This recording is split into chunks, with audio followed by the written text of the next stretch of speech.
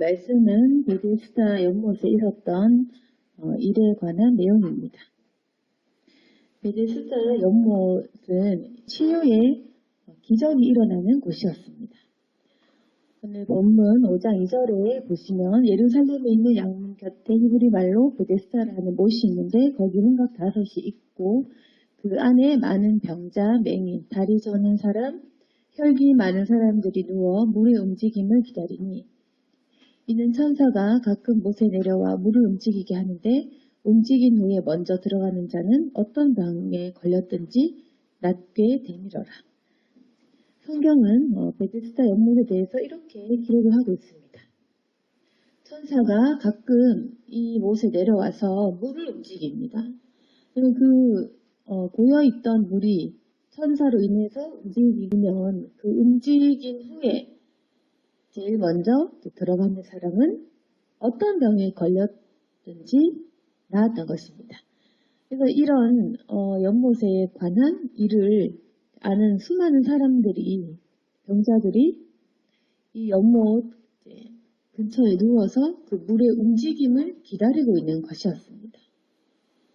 그래서 많은 병자, 맹인, 다리 저는 사람, 혈기 많은 사람, 이런 불치병에 걸린 그런 사람들이 누워서 이 움직임을 기다리고 있는데 이 중에 가장 불쌍하고 오래된 병자가 있었는데 무려 이제 38회, 38년을 앓고 있는 병자가 있었던 것입니다. 38년을 그 못에 있고 또 기적을 바라면서 기다렸던 사람인데 이 사람이 그 연못에 들어갈 수 없었던 이유는 이렇게 많은 병자들이 있는데 이 사람들 중에서 빠르게 가야지 먼저 들어가지 않겠습니까? 근데 이 병자가 누워 있어야 되니까 넣어주는 사람이 없어서 들어가지 못했던 것입니다. 그래서 예수님께서 그 병자를 만나셨을 때 그 누운 것을 보시고 누워있다는 것이 이제 아예 움직일 수 없을 정도의 이제 큰 병이었다는 것입니다. 일어설 수조차 없고 스스로 움직이기가 이제 힘든 그 사람. 그래서 그 누운 것을 보시고 병이 벌써 오래된 줄 아시고 이르시되 내가 낫고자 하냐. 예수님께서는 그 병자를 보시고 벌써 오래된 줄 당연히 예수님은 다 아십니다. 그래서 네가 낫고자 하느냐 이렇게 물어보시는데 병자가 대답하는 것은 주여 물이 움직일 때 나를 못에 넣어주는 사람이 없어 내가 가는 동안 다른 사람이 먼저 내려가나이다. 그래서 이 병자의 대답은 못에 넣어주는 사람이 없다라는 말이었습니다. 내가 가는 동안 내가 아프니까 이제 어떤 식으로든 이제 가려고 하니 누워 있어야 되니까 가는 것도 아마 좀 힘들게 기어가거나 천천히 갈 수밖에 없었을 것인데 그러면 결국 이 연못에 들어가는 사람도 그나마 좀 건강한 사람, 제일 먼저 달려갈 수 있는 사람, 그 사람이 내려간다라는 그 말이었습니다. 치유의 그 기적이 일어나는 곳에 있더라도 결국에는 도와주는 사람이 없으니까 이 사람은 고침을 못 받고 있었던 것입니다. 예수님께서 만나신 이 병자는 아주 오래된 병자, 아주 오래 아픈 사람이고 그리고 너무 기력이 없어서 스스로 걷거나 이렇게 달릴 수도 없는 굉장히 불쌍한 사람이었고 예수님께서 이 사람을 만났을 때 물어보셨던 것입니다. 네가 낫고자 하느냐? 예수님께서 이르시되 일어나 네 자리를 들고 걸어가라. 예수님의 치유의 기적은 정말 사람이 상상할 수 없을 정도로 그냥 말씀만 하시면 그런 치유의 기적이 일어났습니다. 예수님께서는 이 병자에게 뭐 그 못에 가라고 하든지, 어디에 가서 몇 번 씻으라든지, 절을 몇 번 하라든지, 어떠한 그런 조건도 없이 이 병자가 나을 수밖에 없도록 그 방법을 주셨는데, 그것은 바로 예수님께서 네가 낫고자 하느냐, 그 질문에 답만하도록, 그리고 예수님은 명령을 하셔서 일어나 네 자리를 들고 걸어가라. 바로 그냥 말씀으로 선포를 하신 것입니다. 네가 나아라 하면 낫는 것이 바로 예수님의 능력이셨습니다. 우리가 이제 기적을 바라고 또 때로는 기적적인 일들이 세상에 많이 일어날 수도 있겠지만, 근데 예수님의 그 일으키시는 기적은 원했을 때 그냥 주님의 그 질문, 주님께 답만하면 되는 그런 것이었습니다. 예수님께서 낫고자 하느냐라는 그 질문은 너무 당연한 겁니다. 병자에게 낫고자 하느냐라는 질문은 너무나 이제 예상되는 대답. 아, 네, 낫고 싶습니다. 이렇게 당연한 질문입니다. 그런데도 예수님이 왜 질문을 하시냐면 답을 줄 수 있는 분이시고 그 답을 얻고자 하는 그 사람과의 관계를 위한 것입니다. 질문을 하고 그 질문에 답한 사람의 답을 줄 수 있다라는 그것을 보여주시는 것입니다. 네가 낫고자 하느냐? 이 질문을 하는 자체의 그 이유는 뭐냐면 내가 너를 낫게 해줄 수 있어 라는 그 말이라는 것입니다. 자, 반대로 고쳐줄 수 없는 사람, 그러니까 의사가 아닙니다. 아무런 능력이 없는 사람이 너 낫고 싶니? 라고 물으면 그러면 그것은 그 사람을 좀 희롱하는 것 같이 뭐 당연한 것을 왜 묻느냐? 당연히 낫고 싶지. 이렇게 이제 가치 없는 질문입니다. 만약에 고쳐줄 수 없는 사람이 묻는다면 이 질문은 그닥 좋은 질문은 아닙니다. 어떻게 이렇게 오랫동안 아픈 사람에게 낫고 싶냐? 이런 질문을 하겠습니까? 그런데 치유의 능력이 있으신 분께서 네가 낫고자 하느냐? 드디어 내가 왔다. 이것은 내가 너를 고치기 위해서 왔다라는 그 말씀인 것입니다. 그래서 주님께서 이 사람을 만나시고 주님께서 이미 질문을 던지셨다는 자체는 이미 내가 너를 만나러 왔어. 내가 너를 고치기 위해서 왔다. 네가 곧 나을 것이다 라는 그 말씀이 내포된 질문이라는 것입니다. 그래서 주님께서는 이 사람이 나을 수 있는 방법에 대해서 대답만 하면 그냥 네, 그냥 예스, 네만 하면 나을 수 있도록 하신 것입니다. 이것이 바로 주님께서 사람을 치유하시는 방법이셨고 이것이 바로 복음의 방법과도 굉장히 비슷한 것입니다. 주님께서 네가 나를 믿느냐? 우리가 네 믿습니다 하면 그 즉시로 네가 오늘 나와 함께 낙원에 있을지어다 이렇게 말씀을 선포하시는 방식입니다. 이것이 주님이 우리를 고치시는 방식. 그래서 우리가 알아야 될 것은 예수님을 그 믿는 방법, 구원의 방법은 바로 이것입니다. 예수님께서 우리에게 찾아오시는 방식이라는 것입니다. 그래서 이것이 다른 종교와는 완전히 다른 방법. 다른 종교는 우리가 깨달음을 얻거나 우리가 공부를 하거나 아니면 우리가 수양을 해서 선을 쌓거나 우리가 좀 이렇게 좀 잘하는 거, 뭐 절을 하든 수양을 하든 착하게 살든지 내가 선과 공덕을 쌓든지 이런 방법으로 내가 노력을 해서 내가 진리를 찾아서 내가 더 나은 사람이 되어서 해탈을 하든 내가 뭐 무엇이 되든 구원을 받든 다른 종교는 이렇게 사람이 노력을 해야 된다고 생각을 하지만 우리가 믿는 하나님 그 독생자들 예수 그리스도 방식은 오셨을 때 치유를 일으키시는 방법조차 다르다는 것입니다.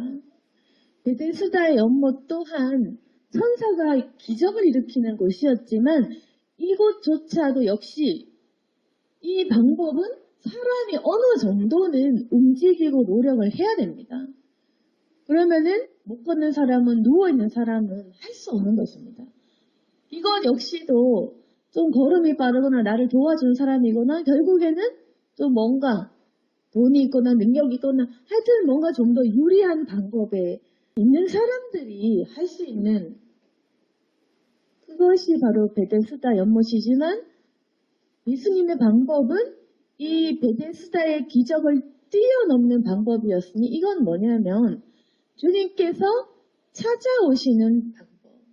그러니까 신이 인간을 찾아오는 그 방법이었습니다. 그래서 주님께서 성육신하셔서 우리를 구원하시는 방법도 구약시대 이미 죄를 짓고 선지자의 말을 듣지 않고 이미 이 인류는 순종의 이 능력이 이미 끝이 났지만 결국에는 예수님께서는 그냥 이 땅에 내려오셔서 우리 인간을 향하여 찾아오신 것입니다. 우리 성경을 보시면 그래서 선지자들이 열심히 회개를 선포한 이후에 사람들이 불순종을 하다가 결국에는 순종을 해서 예수님 찾았다. 이 스토리가 아니라는 것입니다. 성경에 있는 핵심이 바로 그거라는 것입니다. 선지자들이 열심히 증거를 했고 또 미리 멸망에 대해서 심판에 대해 얘기를 했고 결국에는 사람들이 회개를 끝까지 하지 않았더라라는 것이 구약이 기록하고 있는 인류의 역사입니다. 결국에는 사람들이 불순종을 했고 가나안 땅에도 입성했지만 그 이후에 또 죄를 지었고 또 그 이후에 또 죄를 지었고 그래서 사사기 시대든 열왕기 시대든 어쨌든 간에 이 모든 시대 동안 하나님께서 말씀을 전해주셨지만 결국에는 사람들은 모든 것에 대해서 불순종했더라. 그것이 구약 성경이 기록하고 있는 그 사람의 역사, 인간의 본성에 대해서 기록을 하고 있고 그 이후에 신약을 펼치면 예수님이 찾아오셨더라. 이것이 바로 우리가 믿는 복음인 것입니다. 그래서 우리가 성악설을 믿는 이유가 뭐냐면 인간은 본래 악하다. 그래서 인간이 아무리 하나님께서 말씀을 주셔도 결국에는 우리는 죄를 지을 수밖에 없다. 왜? 원죄가 있기 때문에 선악과를 따먹은 그 죄성은 결국에는 우리로 하여금 계속 죄짓게 한다. 이것이 창조부터 우리의 원죄 아담과 하와의 그 타락을 기록하고 있는 이 성경은 인간이 과연 무엇인가, 누구인가에 대해서 죄인이라고 명쾌하게 답을 내리고 있는 것입니다. 우리에 대해서 정확하게 그렇게 판단을 내리고 있습니다. 그 판결을 내리고 우리 모두는 지옥 갈 수밖에 없는 존재라는 것에 대해서 이야기를 합니다. 그런데 이 사람들은 보통 이 성악설을 좋아하지 않습니다. 무슨 말이냐, 사람에게는 본래 양심이 있다라고 하면서 우리 인간 안에 있는 이 신심, 하나님을 믿는 마음, 그리고 하나님의 형상에 대해서 헷갈리기 때문에 이 양심이 본래 내 건 줄 알고 사람들은 성서설을 좋아합니다. 인간은 양심이 있지 않느냐.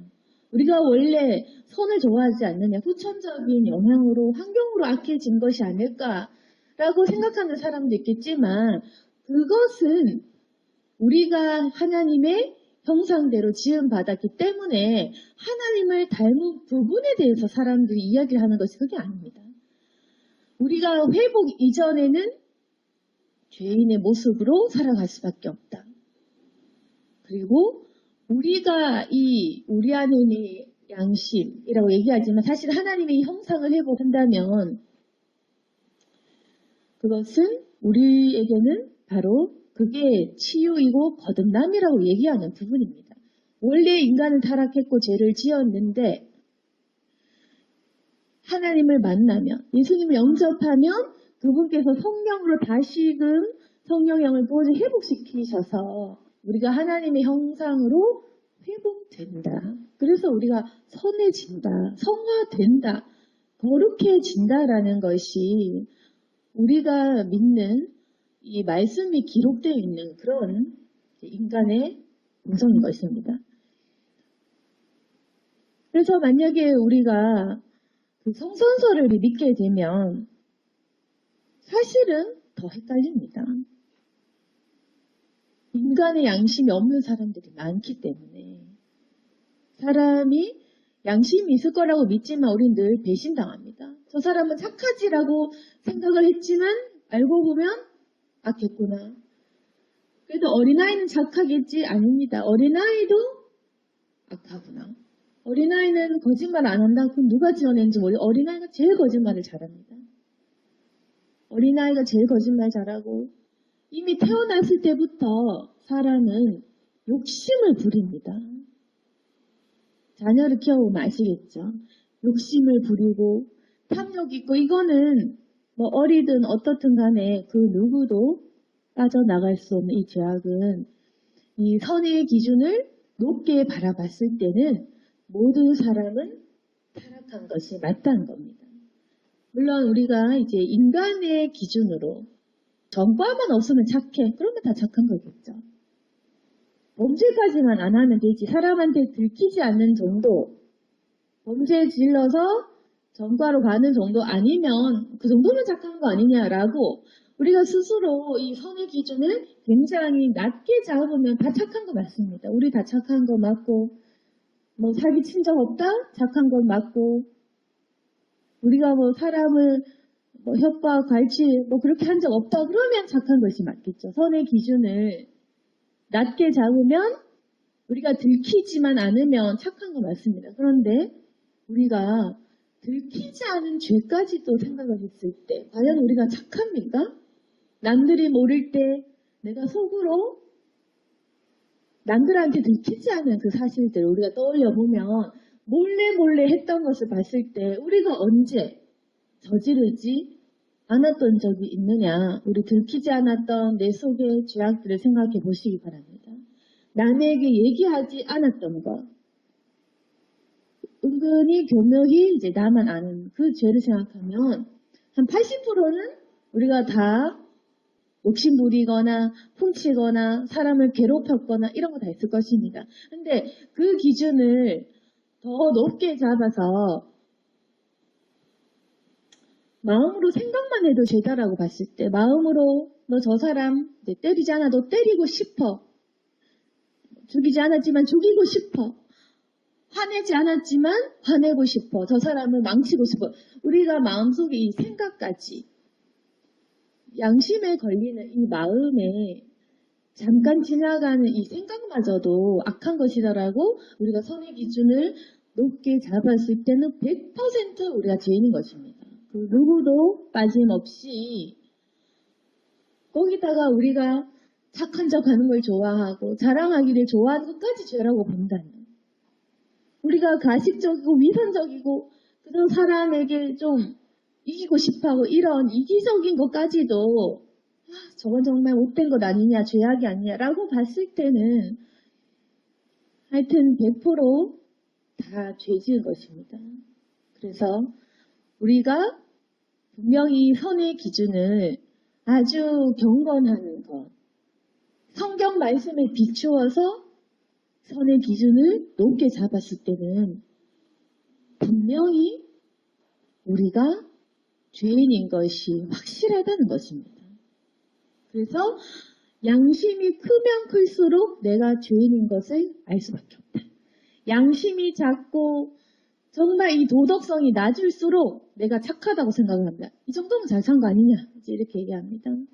그래서 사람이 못될수록 양심이 없을수록 내가 착하다라고 생각하고 내가 사람이 겸손할수록 착할수록 선에 대한 갈망이 있을수록 사람이 고상할수록 내가 지은 죄가 많다고 생각합니다. 그래서 사람이 영적인 사람, 생각이 고상한 사람, 양심이 높은 사람일수록 내 죄에 대해서 생각하고 그럴수록 아무래도 하나님이 많이 찾겠죠. 내가 죄인임을 아는 사람, 내 죄를 아는 사람일수록 이 복음에 대해서 갈망할 수밖에 없는 것입니다. 그러면 그 죄에 대한 갈망이 큰 사람이 이 성경을 보면 와닿는다는 것입니다. 왜? 성경은 천지 창조와 인간의 죄에 대한 설명이 적혀 있기 때문에 내 죄에 대한 설명이 되는 것입니다. 아, 내가 왜 이렇게밖에 못 살아? 바로 이것이구나. 그래서 내 본성이 여기서 시작이 되었구나. 이래서 내가 노력해도 되지 않았던 것이구나. 내가 생각했던 이 인간의, 이 인생의, 이 인류의 역사가 바로 이것 때문에 되었구나라는 그 해답을 찾을 수가 있기 때문에, 그래서 우리가 죄인임을 아는 사람은 성경을 읽으면 진리임을 알아봅니다. 굉장히 공평한 겁니다. 착할수록, 선에 대한 기준이 높을수록, 양심이 있을수록,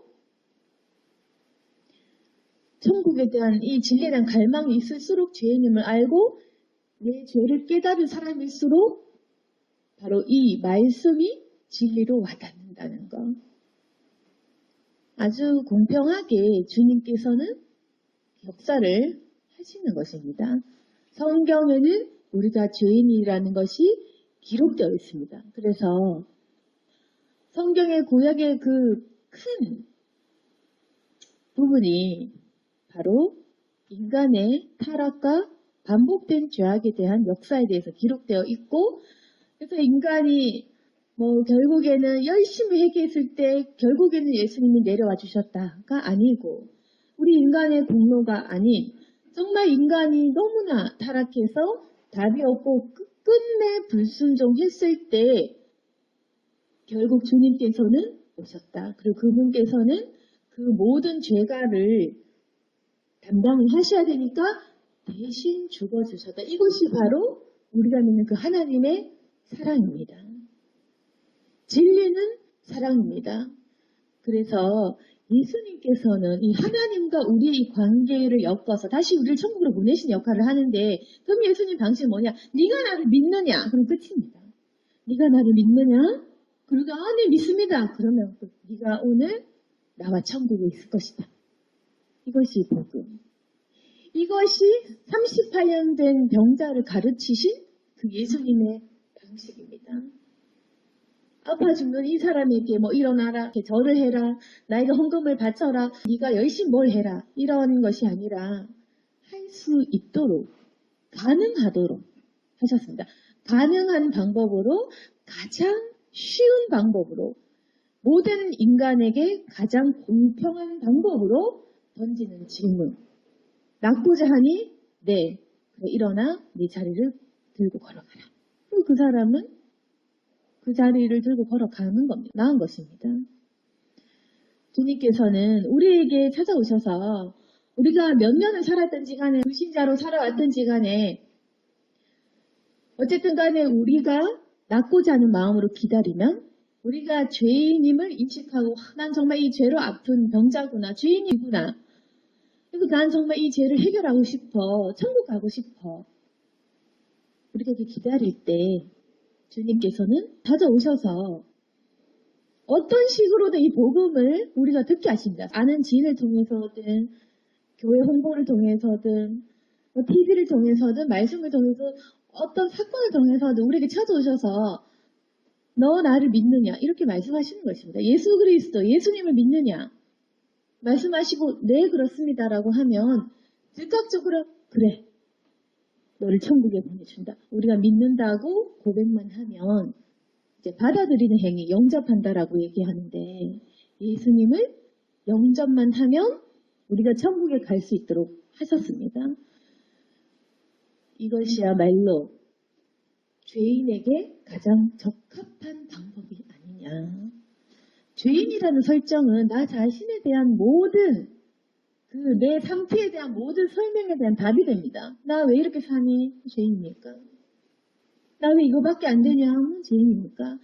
나 자신에 대한 모든 설명은 이 죄인, 그리고 이 죄인을 천국으로 보내기 위한 그 방법은 이것밖에 없다. 노력하라라는 말 대신 해주겠다라는 말. 죄인에게 어떻게 죄 안 짓게 노력해? 이거는 불가능한 방법을 하라는 것이겠죠. 사람이 악한데 착해져라 착해져라 한다고 우리가 착해지면 벌써 우리가 했겠죠.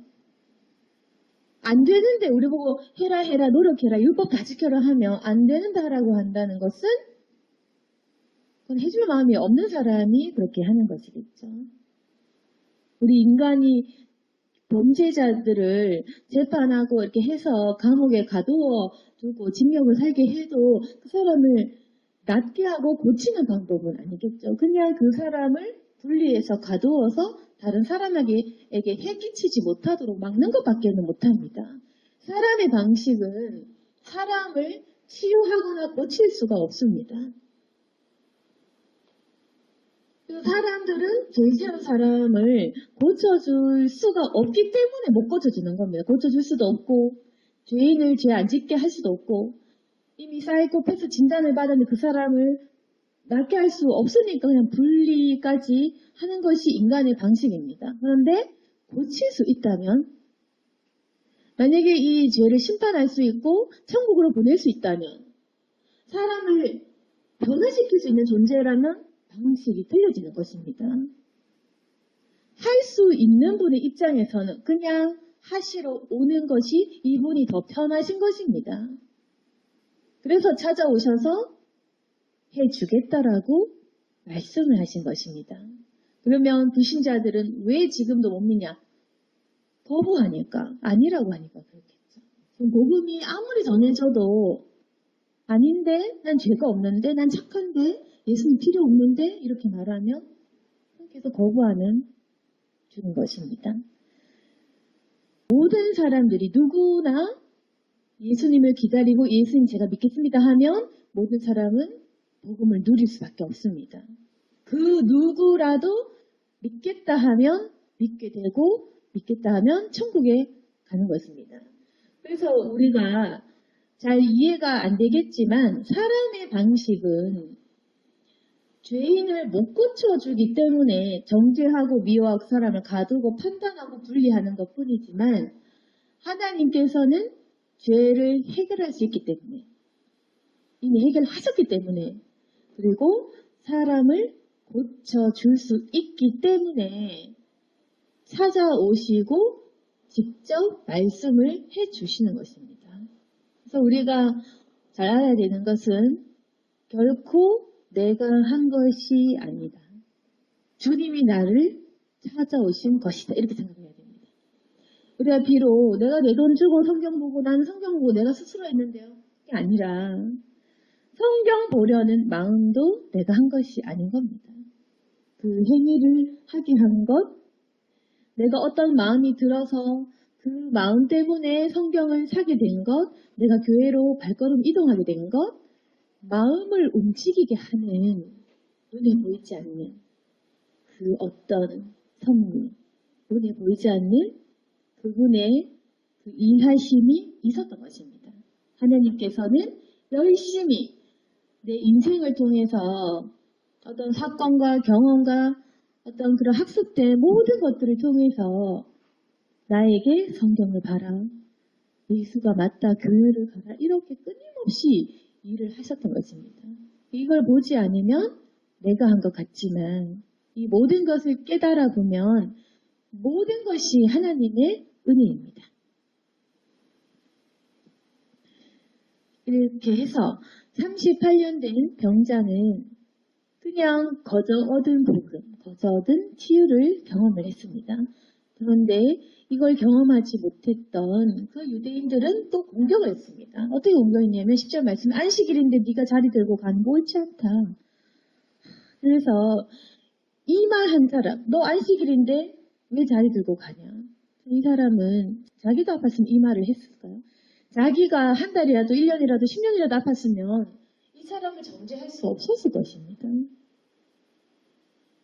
그런데도 유대인들, 병 나은 사람에게 옳지 않다라고 지적을 했습니다. 이건 진초고 시기입니다. 그래서 그들이 물었습니다. 너에게 자리를 들고 걸어가라는 사람이 누구냐? 그래서 13절에 보시면 고침받은 사람은 그가 누군지 알지 못했습니다. 가장 중요한 걸 몰랐던 거죠. 고침을 받아놓고 예수님께서 이제 피하셨기 때문에. 그렇지만 다행히 그 후에 성전에서 예수님을 또다시 만났을 때 14절에 예수께서 성전에서 그 사람 만나 이르시되 보라 네가 나왔으니 더 심한 것이 생기지 않게 다시는 죄를 범하지 말라 하시니 그 사람이 유대인들에게 가서 자기를 고친 이는 예수라 하니라.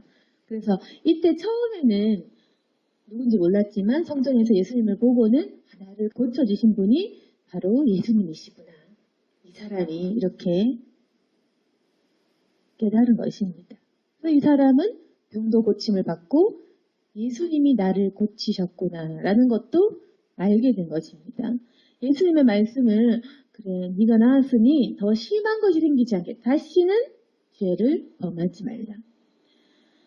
그래서 이제 이 말씀이 중요한 것은 그러면 죄 때문에 병이 생긴 거고요. 이것이 중요하다기보다도 우리가 보는 것은 병이지만 주님께서 보시는 건 죄라는 말입니다. 이게 중요합니다. 네가 나았으니까 다시는 죄 짓지 말아라. 더 심한 거 생기지 않게 너 다시는 죄 짓지 말라. 왜 이 말을 하셨냐면 예수님의 뜻은 너 봐라. 죄 지으니까 병이 걸렸지. 이제 하지마. 너 병 걸리지 말게 죄 짓지 마. 이런 이제 말이 아니라 네가 나았으니까 이제는 죄를 범하지 말라. 이 말은 우리가 보는 것은 38년 된 그 병 질환 자체가 중요합니다. 예수님께서 보시는 것은 이 사람의 죄를 고치는 문제가 더 중요합니다. 그래서 예수님께서는 이 사람의 죄에 대한 이야기를 하고 싶은 것입니다. 너 다시는 아프지 말라. 이게 아니라 너 다시는 죄를 짓지 말아라. 결국 예수님께서는 병 고침에 대해서 얘기하고 싶었지만 사실은 우리에게 얘기하고 싶은 것은 병이나 우리의 물질이나 우리의 어떤 그런 고민들이 아니라 죄에 대한 말씀을 하고 싶기 때문에 이 말씀을 하신 것입니다.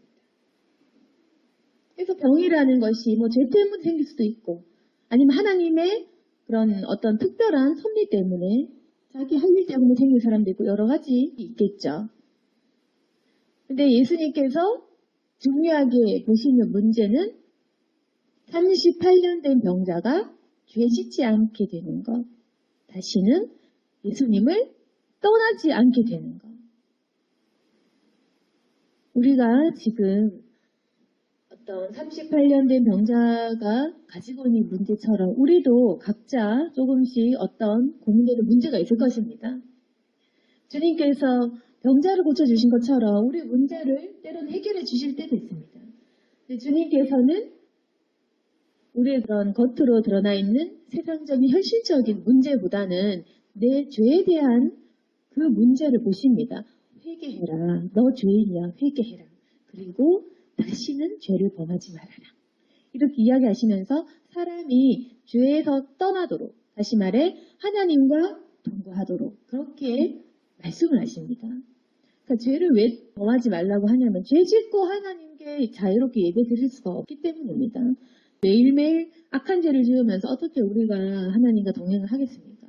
그러니까 죄를 가능하면 우리가 범하지 않도록 노력하면서 하나님과 함께 하도록 해야지 계속 주님과 동행할 수 있고 그래서 이제는 너의 죄를 깨닫고 회개를 하고 이제 하나님과 함께 해라. 이미 내가 너의 죄를 사했고 너는 죄 사함을 받은 사람이야. 이제 너는 내가 의인이라 부르겠다. 그러니까 죄를 범하지 말아라. 예수님께서는 이 죄의 문제를 가장 중요하게 보시고 그리고 우리가 천국 가는 문제에 대한 이야기를 계속 하고자 하신 것입니다. 죄 얘기를 하시는 이유는 바로 그 죄 사함에 대한 것을 보여주시기 위함이고 그리고 우리로 하여금 사망에서 영생으로 옮겨주시기 위해서 이 얘기를 하신 것입니다. 오늘 말씀을 정리하겠습니다.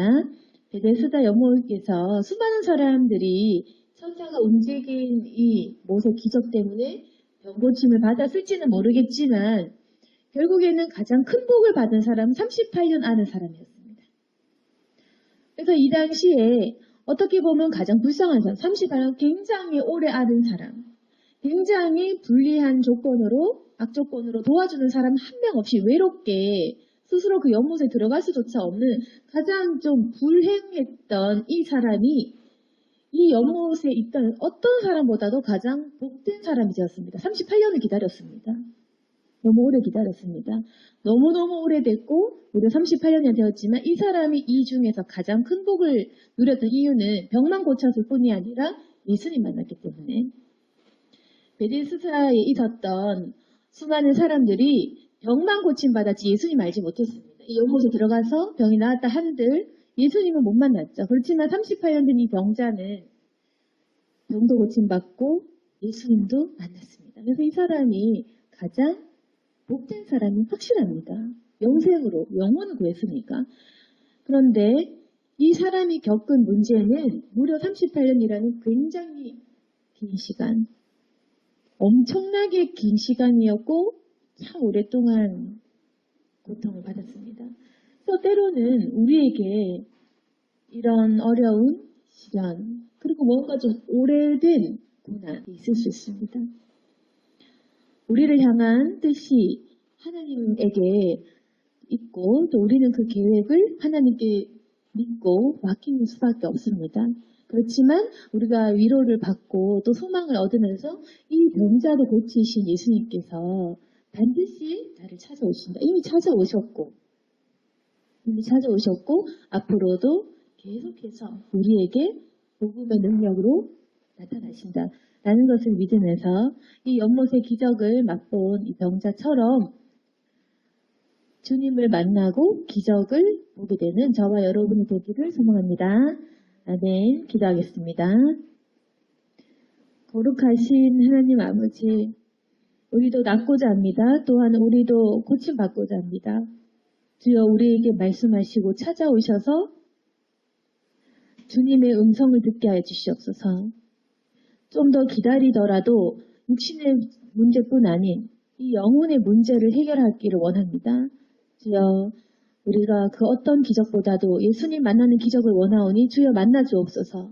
만나주셔서 우리의 모든 문제 해결하시고 나를 살리시고 우리의 영생의 문제를 고침받게 하여 주옵소서. 책임져 주시옵소서. 이미 사실 우리를 만나주셨고 또 앞으로도 계속 우리에게 역사해 주실 것입니다.